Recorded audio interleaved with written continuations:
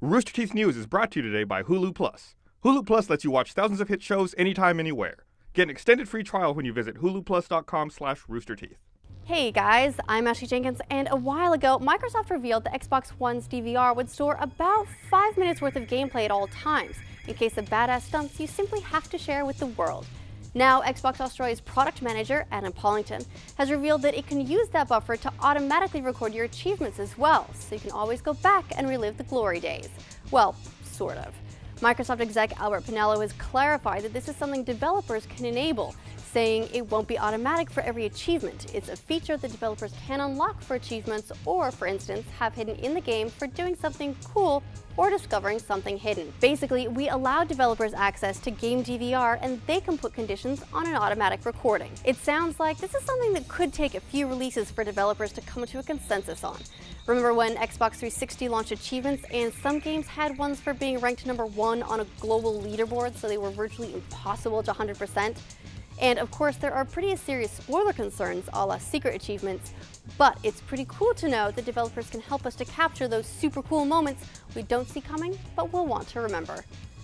Switching gears a bit to those games, Eidos Montreal has released a new gameplay trailer for Thief, and hands-on gameplay impressions are pouring in.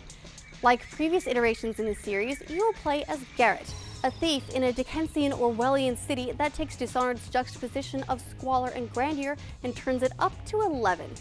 Through a series of non-sequential missions, you'll aim to steal pretty much everything of value in the city by sneaking into highly guarded buildings, skirting the guards, bypassing any traps, and getting out unseen. Well, ideally.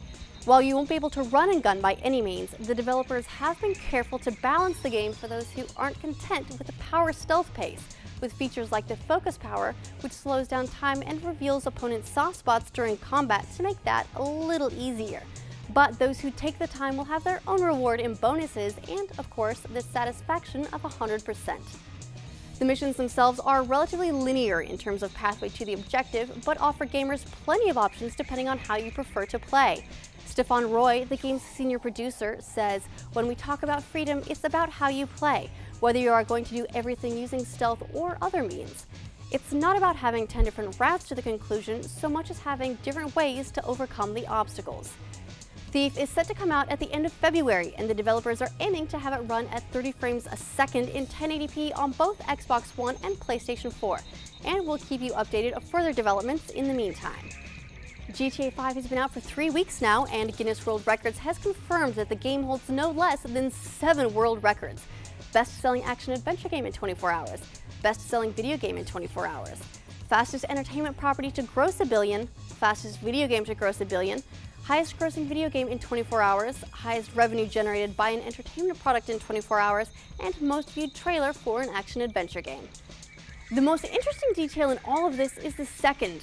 We knew the game made $800 million in its first 24 hours. What we didn't know was the number of units sold, and now we do. 11.2 million, that is.